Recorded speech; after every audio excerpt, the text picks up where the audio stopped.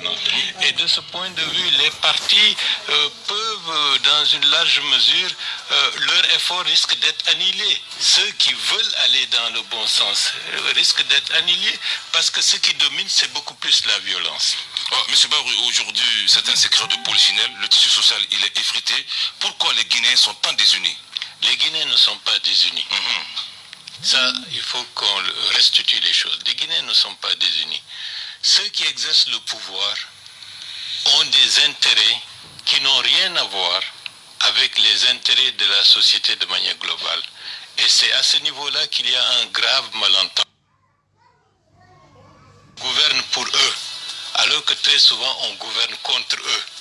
Et on essaye d'avoir des artifices pour essayer de les diviser, pour mieux asseoir des pouvoirs qui sont beaucoup plus orientés vers des satisfactions d'intérêts plus ou moins claniques ou personnels. Ça, depuis l'indépendance jusqu'à présent, c'est comme ça que c'est passé. Maintenant, la société, la population de manière globale, elle est victime de ces genres de tiraillements, de gens qui utilisent parfois le manteau ethnique, le manteau communautaire, le manteau familial, etc., etc., ce qui fait que l'espace avec la circulation de l'argent, qui est un agent corrupteur, fait que ceux qui veulent aller dans le sens positif n'ont pas de prise, parce que ceux qui ont l'argent, ce sont ceux qui ont une parcelle de pouvoir, et ceux qui ont une parcelle de pouvoir ne sont pas vertueux dans une dynamique confortant la cohésion et la stabilité, pour diviser ou pour contraindre par l'intimidation et parfois par la répression. Et si vous remarquez bien, si on regarde la démocratisation telle qu'elle a été vécue, c'est beaucoup plus la démocratisation de la violence.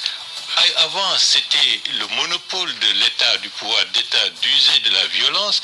Ces 10 dernières années, pratiquement, il y a eu la démocratisation de la violence partout. On use de violence parce que le nœud du problème n'est pas bien cerné. Et en Guinée, jusqu'à présent, les vraies racines du problème de la société guinéenne dans sa globalité, des modes de gouvernance dans notre pays, n'est pas bien diagnostiqué. On surfe sur des latitudes de on dit tout c'est la faute de tel, tout c'est la faute de tel, tout c'est la faute de tel. Et ceux qui étaient avec lui hier, qui reviennent contre lui, mettent tout sur son compte. En fin de compte, c'est une individualisation d'une dynamique collective qui n'a pas trouvé encore de manière large des explications pour que les gens se rendent compte que notre société est malade. Notre société a de vrais problèmes dans le sens de la gouvernance. Tire à boulet rouge sur cette gouvernance. Oui, parlant du problème de la Guinée, je dois dire que, puisqu'il est question là du rôle des partis politiques, il faut, comme naturellement il l'a fait rappeler qu'il y a eu, à mon avis, deux types de violences. Une violence plus ancienne, c'est la violence d'État, systématique, structurelle d'ailleurs, qui a concerné le mode de conquête du pouvoir et de son exercice. Cette violence a été plus marquée à la Première République. Elle continue encore, puisque naturellement, jusqu'à maintenant, c'est l'État, l'appareil de l'État qui est utilisé pour endeuiller donc les Guinéens. Mais sauf que depuis les années 90, suite à la vague de démocratisation, nous vivons une autre forme de violence qui est différente de celle-là qu'on a vécue à la Première République. Et cette violence, elle est plus marquée ces 10 dernières années que maintenant. C'est la violence électorale. Elle est un peu différente des autres formes de violence, en ce sens, par son objectif donc particulier, qui consiste à influencer soit des adversaires, soit des électeurs, ou même à travestir la vérité des urnes.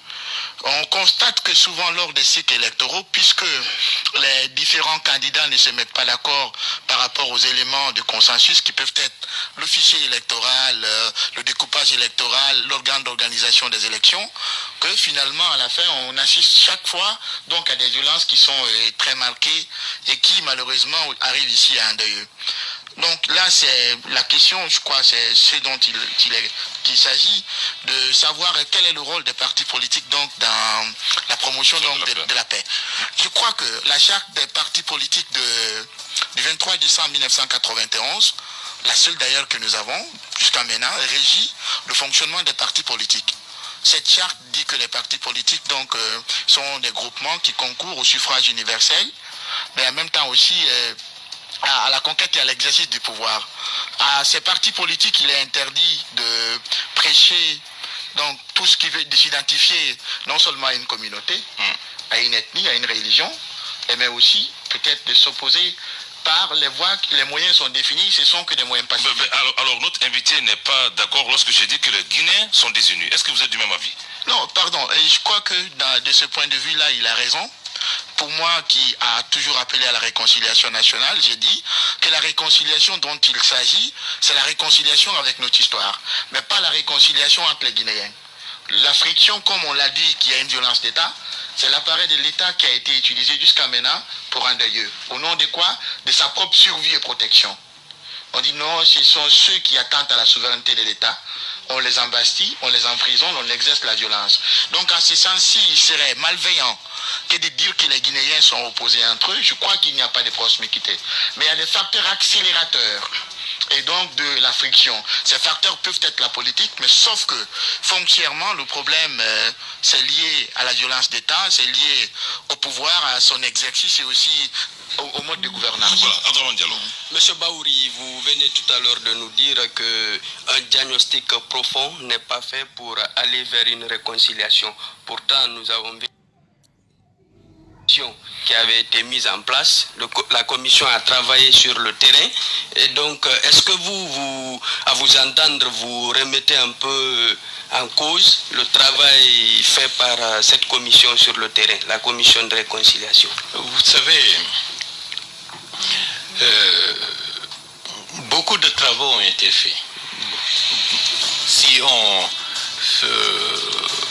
liste toutes les projets qui ont été financés dans le cadre, dans un premier aspect du côté des Nations Unies, du côté de certaines organisations multilatérales, on voit qu'il y a eu beaucoup de travaux. Mais est-ce que ces travaux ont-ils servi pour débloquer un processus de discussion et d'approfondissement? Jamais.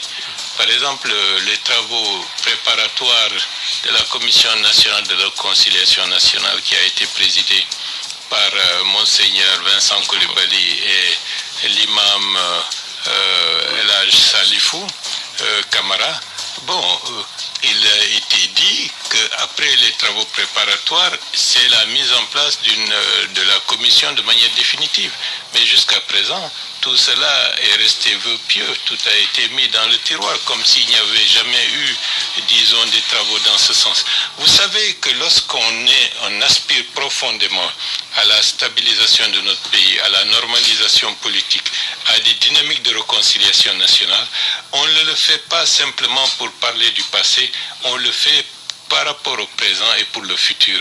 Donc, en d'autres termes, le premier acte qui va dans le sens d'une volonté de mettre en œuvre ces dynamiques, c'est de gouverner correctement lorsque vous êtes en situation de responsabilité. Vous ne pouvez pas dire que vous pouvez aller juger le passé alors que votre présent, de par votre responsabilité, vous êtes dans une certaine mesure dans une dynamique encore beaucoup plus répressive, beaucoup plus liberticide comparativement à ce que d'autres avaient fait par le passé. Donc il faut une cohérence globale. Vous êtes pour la paix, ce n'est pas pour la réconciliation, ce n'est pas dire on juge l'affaire du 28 septembre seulement et on laisse le reste. Avant même d'aller dans la dynamique de jugement ou de prise en compte des faits du passé, vous-même vous devez changer. Vous devez mettre en œuvre une politique vertueuse, une gouvernance vertueuse qui respecte les droits de l'homme pour que les gens se rendent compte qu'une page est en train de se tourner. Mais si c'est pour régler des comptes à d'anciens adversaires, il va de soi qu'on ne sortira pas de retour toujours en arrière. Donc pour vous, l'État ne fait pas suffisamment pour aller vers cette paix tant souhaitée? Mais bon, je pense que l'État a même déserté les chantiers de manière véritable et de manière durable, les chantiers de la mise en force d'une démocratie saine, d'une démocratie réconciliatrice au profit, disons, d'une volonté de pouvoir avec des obstructions dans le sens, disons, d'une alternance, d'une dévolution correcte et légitime du pouvoir comme ce qui sied dans toute démocratie. Mais M. Barou, est-ce que la floraison des partis politiques n'est pas l'une des causes aujourd'hui de l'effritement du tissu social? Non, pas du tout, pas du tout, pas du tout. Même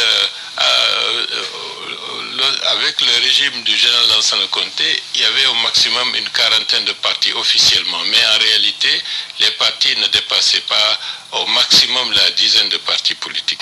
Aujourd'hui, pour des raisons politiciennes, il y a eu une multitude de partis pour faire des alliances ou déconstruire des alliances au gré de circonstances. Et ce qui est grave, l'argent, la volonté d'accéder à des gains faciles a été encouragée pratiquement ces 10 dernières années, où les gens viennent en politique non pas parce qu'ils ont un message, ils ont un projet, mais c'est une manière, disons, d'être achetés, d'être corrompus, d'être manipulés par-ci par-là pour faire disons, les beaux yeux à un groupe de dirigeants qui ont suffisamment amassé des fortunes et qui les distribuent. Ou bien du côté de ceux qui ont le pouvoir d'État, qui par ce biais peuvent nommer quelqu'un préfet, sous-préfet, directeur, au gré de la chansonnette démagogique qui se fait par-ci par-là. Voilà, Abdourahmane Diallo a ouvert une brèche dans laquelle je vais m'engouffrer. Monsieur Bahouri, en 2008,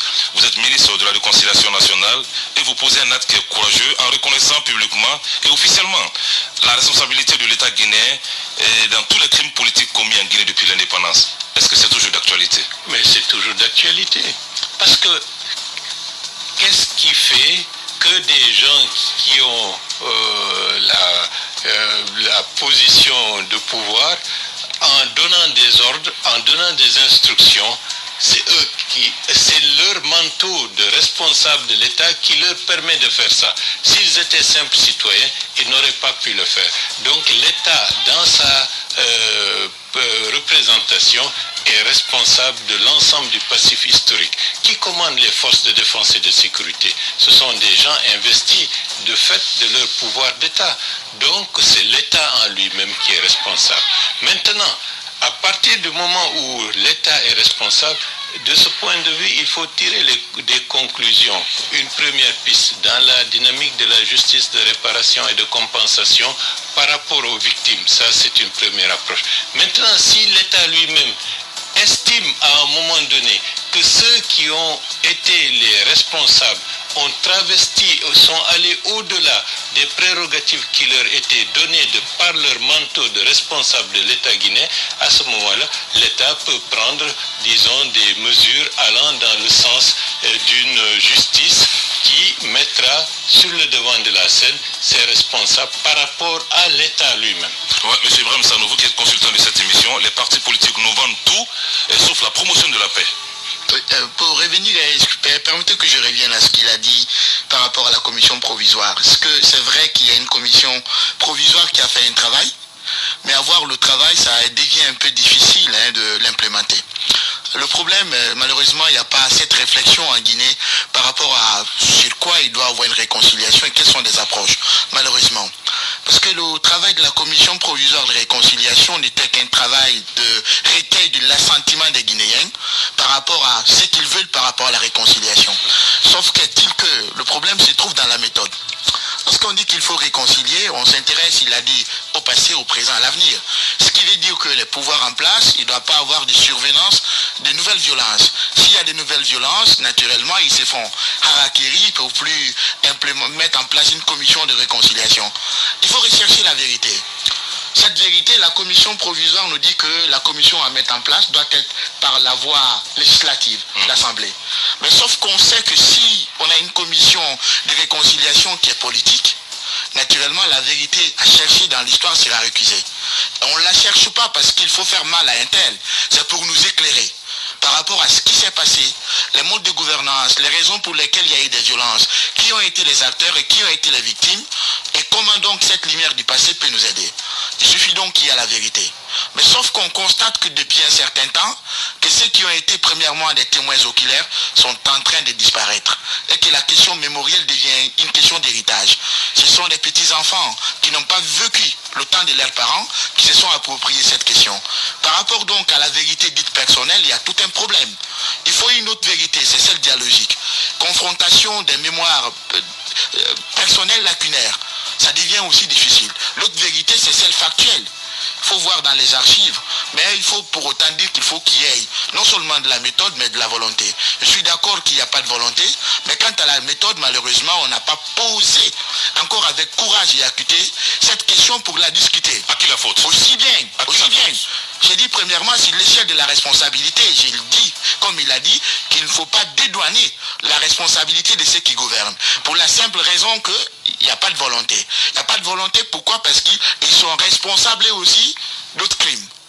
On ne peut pas aller de façon sélective faire la justice pour le 28 septembre, oublier ce qui s'est passé pendant le Camboiro, oublier ce qui s'est fait en 85 et oublier ceux dont aussi ils pourraient être responsables ou coupables. Monsieur Sano, est-ce que cela ne va pas heurter les sensibilités? Chaque fois revenir sur le passé pour une question de paix. Vous savez pourquoi est-ce qu'il faut le revenir? Non. Je reviens à l'autre question. C'est malheureusement parce qu'il y a une catégorie de politiques qui s'approprient ce passé et pour en faire donc un fonds de commerce. C'est-à-dire que ces gens suivent sur ça pour dire à un certain temps, à une telle communauté, il y a eu telle chose, et ça devient donc un fonds de commerce. Il faut le faire pour que les politiques sincères puissent triompher, puissent donc avoir la liberté de discuter de leur projet de société. Parce que malheureusement, aujourd'hui, nous sommes pris au piège du passé, qui a tendance donc à se répéter. Nous répétons donc les mêmes erreurs du passé. Pour le faire, il faudrait que la lumière du passé puisse nous guider. C'est en cela qu'il faut aller à ce travail mémoriel, pas pour faire du mal ou pour chercher et faire la chasse aux sorcières, mais pour permettre que la justice soit rendue dans la mesure humaine possible. Ceux qui sont décédés, il faut reconnaître leur défaillance, comme il l'a fait en 2008, la défaillance de l'État, qu'il puisse avoir des excuses officielles de l'État au nom de sa continuité, en même temps qu'il puisse aussi avoir des réparations et de la justice dans la limite humaine possible.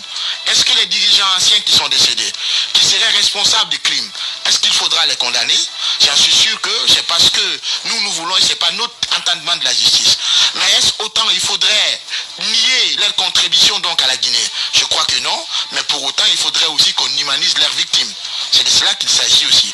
Qu'il y ait des réformes plurielles, qui peuvent être des réformes sur la gouvernance, sur la politique, sur le social et l'économie, le modèle de production, sur même les programmes scolaires et les curricula, il en faut. Donc pour revenir aux politiques, est-ce que le problème, c'est par rapport, tout à l'heure, il a dit la dévolution du pouvoir. Les acteurs politiques, s'ils veulent, à mon entendement, contribuer à la paix, il faudrait que nous défendions, qu'ils défendent. La Constitution le dit, la Charte le dit, la souveraineté, la Constitution elle-même. La défense suppose... Mais sauf qu'il est difficile qu'on puisse prêcher la dévolution du pouvoir lorsqu'on l'empêche, ou on la refuse à l'interne même des partis. Parce qu'aujourd'hui en Guinée, malheureusement, vous voyez que ce sont les mêmes personnes. Chaque moment, qu'est-ce qu'on fait lorsqu'il y a congrès? C'est une allégeance qu'on les prête. Et donc alors que quelqu'un au sein de son parti n'a pas pu être arrêté, il a joui des pleins pouvoirs, il est difficile d'arrêter la même personne lorsqu'elle va découvrir que l'armée se jette à... Je rappelle à nos auditeurs qui écoutent leur émission Pacte Social qui a pour invité M. Baouril. On se retrouve juste après nos obligations commerciales. Fréquence Info Média. L'info toute fine. 95.3. FIM FM. Première sur l'info. FIM FM, c'est l'assurance d'une communication efficiente. FIM FM, plus besoin de tortiller. Contactez notre service commercial au numéro suivant. 666 41 80 80 629 46 46 10. Pour booster l'image de votre entreprise ou votre institution et celle de vos produits et services. FIM FM. Première sur l'info. FIM FM, première sur l'info en bande FM et sur les plateformes digitales. Retrouvez nos actualités en continu sur un seul portail. Le www.fimguinée.com. Sur nos applications Android et iOS et sur nos pages Facebook, Twitter et Instagram. @FimGuinée. FIM FM. Première sur l'info. Rarement le défi d'une société respectueuse du civisme et soucieuse de la paix n'aura interpellé à ce point les Guinéens. Pour y répondre, l'émission Le Pacte Social entend conjuguer les énergies positives de tous les acteurs en vue de chasser les démons du rejet ethnique tout en exaltant les vertus du vivre ensemble. Le Pacte Social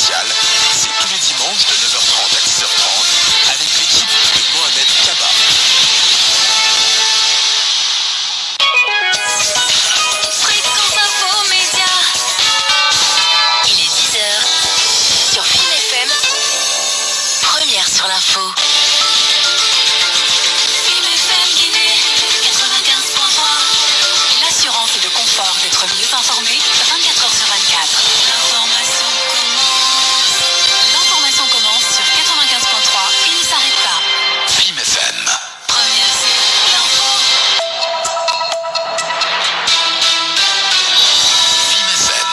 Première sur l'info. Surf de l'actu. Bonjour à toutes et à tous, bienvenue dans Surf de l'actu. En dépit du soutien qu'elle a bénéficié de la part des autorités préfectorales et de la députée de Bofa, Mayeni Kamara, qui avait accouché des triplés à Kakala, une localité relevant de la sous-préfecture de Makontan dans Bofa, n'a pas supporté le poids de l'accouchement. Elle est décédée samedi. D'abord, ce sont ces 3 bébés qui sont morts, dont le premier le lendemain de l'accouchement et le deuxième 48 heures plus tard. Quant au troisième, il a rendu l'âme alors que lui et la maman étaient en train de se retourner dans leur village après plusieurs jours de soins à l'hôpital préfectoral, nous apprend le site Fatala Info.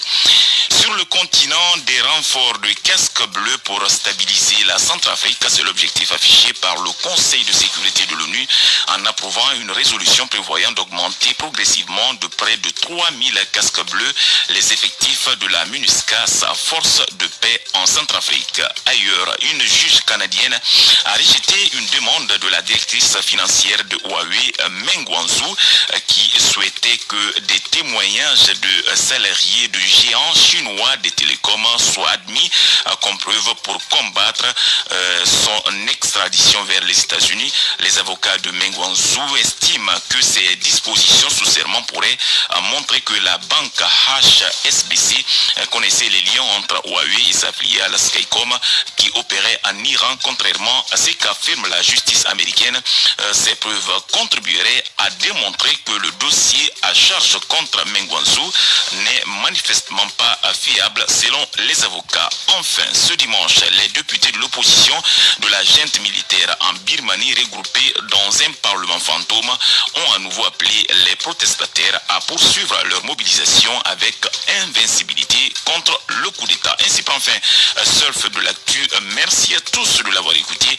À présent, je vous laisse en compagnie de Mohamed Kaba avec ses invités d'Impact Social. Bonne écoute à tous. L'information commence sur 95.3. Il ne s'arrête pas. Film FM, première sur l'info. Première sur l'info. Film FM. Le pacte social. Chaque semaine, nos chroniqueurs et leurs invités flétrissent nos dérives morales, questionnent notre civisme et exaltent notre vivre ensemble pour une paix durable en Guinée. Avec l'équipe de Mohamed Kaba. Film FM. Le pacte social.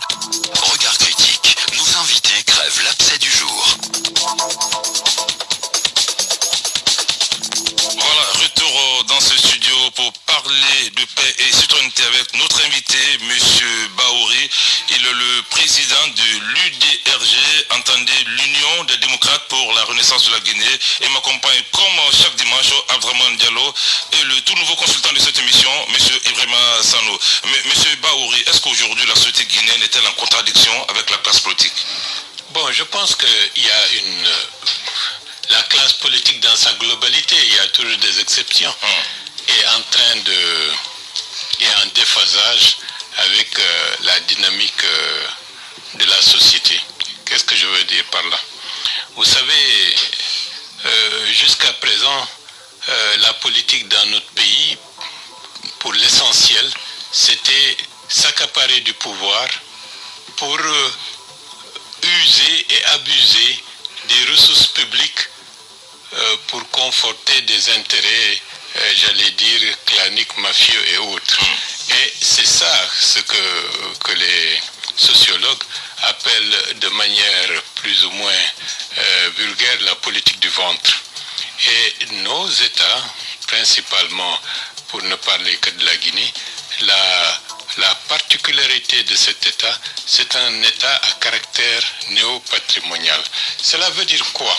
C'est-à-dire l'objectif de cet État, c'est de siphonner les ressources publiques pour des intérêts particuliers. Et l'intérêt du politique dans cet environnement, c'est accéder au pouvoir pour bénéficier des moyens qui sont à ce moment-là mis à la disposition. En d'autres termes, on n'a pas changé de manière fondamentale la nature de l'État tel qu'il a été sous la période coloniale et tel qu'il a été mis en place ou conforté lors de la période post-coloniale avec l'indépendance. Certains pays ont réussi au fur et à mesure de faire des réformes, de s'ajuster du fait de leurs particularités spécifiques. Nous, malheureusement, de manière brute, nous évoluons au niveau des extrêmes. L'État guinéen, de par essence, c'est un État profondément néopatrimonial qui n'a pas changé. Et ce qui fait que les questions sociales, qui sont les véritables contradictions sociales qui sont en train de faire en sorte que la société est en bouleversement, n'ont jamais été posées correctement. On nous fait dire qu'il y a des problèmes entre les communautés ethniques. Ça, c'est la façade qui masque les réelles contradictions de ce pays. Ce sont des contradictions sociales. Et ces contradictions sociales, comme l'a dit tout à l'heure Sano, c'est le mode de production, l'organisation économique du pays, la répartition des richesses, etc., etc. Et de ce point de vue, on n'en parle pas, on fait dire c'est les Peuls, c'est les Malinqués, c'est les Soussous, c'est ceci et cela. On oppose les gens, alors que la question économique, la question de la répartition de la richesse est la question fondamentale qui fait et qui n'est pas du tout abordée. Les syndicats qui auraient dû être innovants dans la réflexion, dans la mise en place, disons, d'idées permettant aux gens d'aller au-delà des particularismes ethniques, sont beaucoup plus dans une dynamique de syndicalisme. Ils sont plutôt absents. Syndicalisme à caractère primaire, c'est-à-dire comme la CGT il y a près de 60 ans, c'est-à-dire le patron d'un côté et l'ouvrier de l'autre, alors que le monde du travail aujourd'hui, c'est une interaction avec tous les acteurs qui concourent à la création de la richesse. Donc nous avons des problèmes. Et les problèmes sont sérieux. Et les problèmes ne sont pas du tout abordés, discutés. La question économique, elle est plus ou moins mise de côté. Lorsqu'on dit économie, ce n'est pas simplement les prix montent, les prix descendent. C'est comment la richesse est-elle créée, qui en bénéficie. Est-ce que le travail tel qu'il est organisé bénéficie à tous, ou bien c'est uniquement dans ce pays une économie de rente, on a les mines, on essaye de les exploiter le plus largement possible, ça enrichit un groupe de personnes de manière et de quelques enclaves, mais l'écrasante majorité de la population pratiquement fonctionne comme elle a toujours fonctionné. L'économie de notre pays, c'est les individualités qui sont en train de se construire leur façon de survivre avec un système informel très développé. Donc, en d'autres termes, les vrais problèmes de la Guinée ne sont pas abordés et ce sont des problèmes liés aux contradictions sociales et économiques qui n'ont pas été expliquées. Mais est-ce que, M. Baouri, vous ne pensez pas que c'est parce que les vrais problèmes ne sont pas abordés qu'il y a aujourd'hui cette crise de confiance entre les politiques et la population? Bien sûr, parce que les gens ont faim. Les gens ont besoin de se loger, les gens ont besoin du travail, etc., etc. Les gens ont besoin de s'éduquer, de s'instruire. Mais vous, État, si ce qui vous intéresse seulement, c'est conforter des dynamiques de rente, vous ne pensez pas... Vous, c'est qui? Non, c'est ceux qui gouvernent, ceux qui ont la possibilité de changer l'ordre des choses. Et c'est une responsabilité qui ne date pas, qui est une continuité depuis la période coloniale jusqu'à présent. Donc, il nous faut réinterroger ça. Parce que nos jeunes, ils veulent du travail. Ils ne trouvent pas du travail. Ils veulent s'instruire, on ne les instruit pas, on ne les éduque pas correctement, on ne met pas les moyens à leur disposition pour bien être éduqués. On dit qu'on veut avoir une main-d'œuvre employable de qualité, mais on ne fait aucun effort parce qu'on a peur plus une société est éduquée, elle devient beaucoup plus exigeante. Et de ce point de vue, si vous, en tant que dirigeant, votre intérêt, c'est uniquement conforter les dynamiques de rente, il va de soi, vous n'allez pas investir sur des dynamiques qui risquent à terme de montrer que vous êtes devenu has-been ou obsolète par rapport à la réalité. Donc je vais juste poser une question, je dis donc mon temps de parole, parce que là il dit que l'on constate qu'au niveau de la classe politique, il y a des exceptions premièrement, mais que ce qui dirige aspire plus à accaparer les ressources donc publiques. Ils le font donc pour accaparer. La question, c'est de cela qu'il s'agit. Quel est alors le rôle des acteurs politiques, qu'ils soient de la mouvance ou de l'opposition, à ce que le débat soit sur l'essentiel? Qu'est-ce qu'il faut produire? Comment est-ce qu'il faut éduquer? L'éducation civique au sein des partis, le partage de l'idéologie, que doivent faire les partis politiques pour qu'on quitte donc le débat périphérique pour revenir à l'essentiel afin qu'on ait une culture de paix? Merci pour la question, parce que moi, je ne suis pas là comme sociologue. Tout à fait. Je suis un homme engagé, un responsable politique. Oui. Donc, tout ce que je dis, j'essaie de le mettre en œuvre à travers des projets pour essayer de préparer le futur. Et de ce point de vue, à l'heure actuelle, même avant qu'il y ait ce contexte tel qu'il se présente à notre pays, nous avions déjà dit, avant l'élection présidentielle, même avant le référendum, nous avions mis en garde tous les acteurs politiques, y compris ceux qui dirigent, sur les inconvénients, sur les risques majeurs que cette dynamique allait risquer de mettre le pays. On n'a pas été écouté. Au-delà de l'écoute face à face, il y a une complainte nationale avec beaucoup de forces qui se sont mises dans la rue pour se faire entendre, pour attirer l'attention des dirigeants sur ce fait-là. Ils se sont bouchés les oreilles et ils ont mis en avant leur volonté avec tous les moyens possibles, y compris avec le lot de morts, le lot de personnes emprisonnées et handicapées à vie. Bref. Et par rapport à la présidentielle également, nous avions dit ce schéma, toute personne qui rentrerait dans ce schéma risquerait, à la fin de l'élection, risquerait d'y laisser des plumes. C'était quoi ce schéma? Non, c'est-à-dire aller mettre les lois de côté, participer à un processus alors que déjà tout est biaisé, avec le risque que ça allait générer des pertes en vies humaines, effriter profondément le sentiment national dans le pays et créer de sérieux problèmes risquant d'aller jusqu'à la déstabilisation du pays, c'était très risqué et très grave. Et tout ce qui allait se mettre dans ça, après, risque paierait le prix de cela. Et aujourd'hui, la population en a assez. On a assez de ces classes politiques qui ne s'intéressent qu'à leurs intérêts, qui les met en risque pour leur vie, pour leur bien, et pour leur sécurité et pour leur liberté. Et c'est valable que de deux bords, que ce soit du côté de l'opposition que du côté de la mouvance.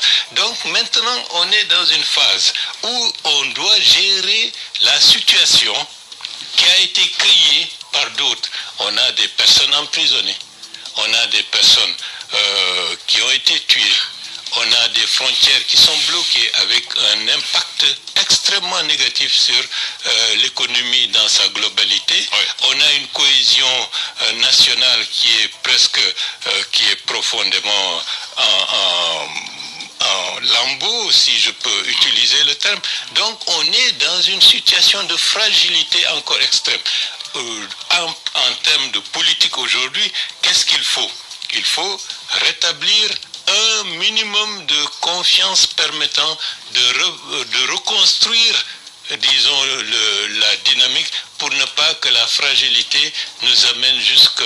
Ou bien formaliser un nouveau pacte social. Non, le pacte social, déjà, avant de parler du pacte social, il faut que tu sois en paix et en sécurité et en liberté. Et avant de parler du pacte social, il faut que tu sois dans une ambiance où tu crées de la richesse. Nous avons, je ne sais pas par quel biais, nous nous sommes mis dans un engrenage avec tous les problèmes du monde à la fois.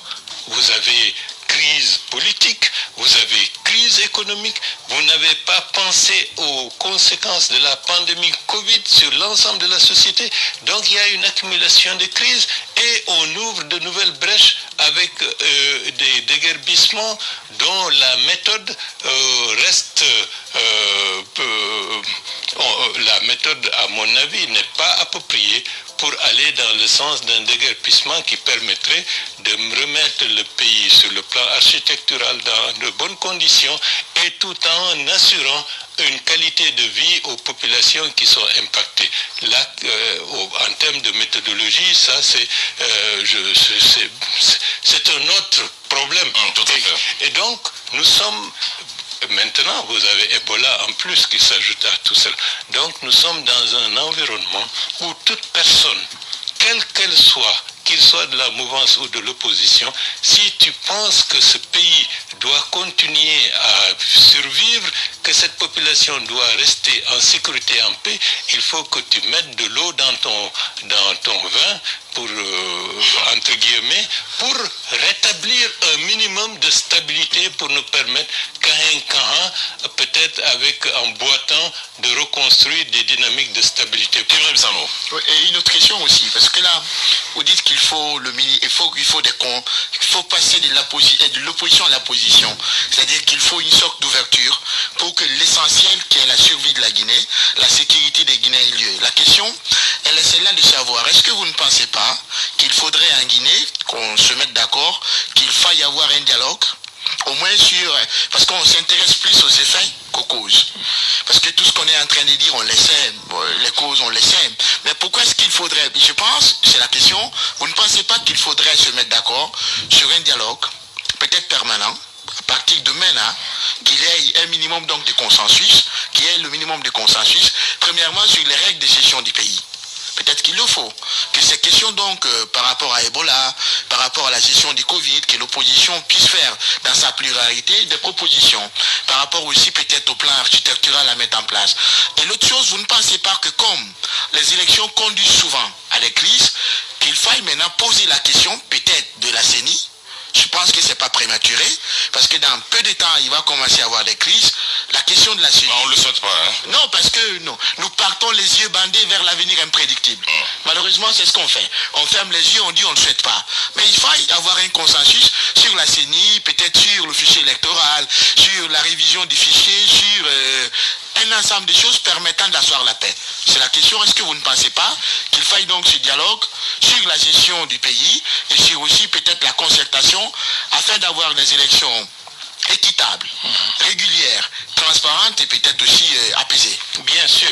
Le mémo qui a été remis par monsieur le chef de file de l'opposition au président de la République prend en compte tout ce que vous venez de dire. Vous y étiez, hein? Bien sûr. D'abord, il faut prendre des mesures d'urgence. Comme on dit, éteindre le feu avant que toute la brousse ne prenne feu. C'est la question des prisonniers, des détenus politiques. C'est la question de la fermeture des frontières. C'est la question de conforter le vivre ensemble. Et dans le même sillage, la mise en place du cadre permanent de dialogue politique et social que nous avons salué parce que nous estimons que c'est une nécessité d'aller dans cette direction. La mise en place et l'opérationnalisation de ce cadre pour aller maintenant vers les questions de fond concernant les causes structurelles des problèmes qui font que la Guinée souffre de stabilité. Et donc, il faudrait les questions électorales, les questions de gouvernance, les questions économiques, les questions sociales devraient à ce moment-là, dans ce cadre, de manière beaucoup plus large et inclusive, permettre à des Guinéens de se retrouver, de discuter, d'échanger et pour faire émerger un consensus fort qui pourrait aboutir à un pacte social et politique pour la Guinée. Cela ne veut pas dire que tout le monde doit porter le même boubou ou penser de la même manière, mais qu'il y ait un socle sur lequel toutes les tendances politiques de ce pays puissent s'accorder pour dire que ça c'est le fondement de notre pacte social et démocratique, et nous sommes tenus, quels que soient les responsables politiques, quels que soient les partis politiques, de respecter ça. Et c'est ça qui va fonder un pays qui peut évoluer sur des bases plus fortes, sur des bases plus solides. Et M. Baou, nous n'occultons pas la présence et l'influence des coordinations régionales. Bon, vous savez, les coordinations fait faire, on dit que les coordinations régionales, en tant que ministre de la Réconciliation nationale, j'ai participé activement à permettre à ces coordinations régionales à être des interlocuteurs valables au gouvernement, au pouvoir politique. Vous ne pouvez pas ignorer que le vrai problème dans ce pays, vous avez un divorce de toutes nos références anciennes. Donc il faut prendre en compte cela, mais l'intégrer dans une dynamique de complémentarité pour rechercher des équilibres. Regardez les religieux au Sénégal, au sens large du terme religieux, mais c'est des facteurs de pondération, c'est des facteurs de cohésion nationale et c'est des facteurs qui surplombent l'ensemble de la société pour amener à une société plus équilibrée, plus apaisée. Même dans des temps de crise, comme les circonstances actuelles le montrent, c'est eux qui font que les politiques, quel que soit leur bord, ne peuvent pas aller au-delà d'un certain seuil. Ici, dans notre pays, on a pratiquement annihilé la société civile traditionnelle. Elle a été totalement écrasée. Mais ça aussi, ça mérite des explications. Parce qu'on peut se poser la question, pourquoi la Guinée des pays francophones est le seul qui a pu faire prospérer le non le 28 septembre 1958. Là aussi, ça mérite explication.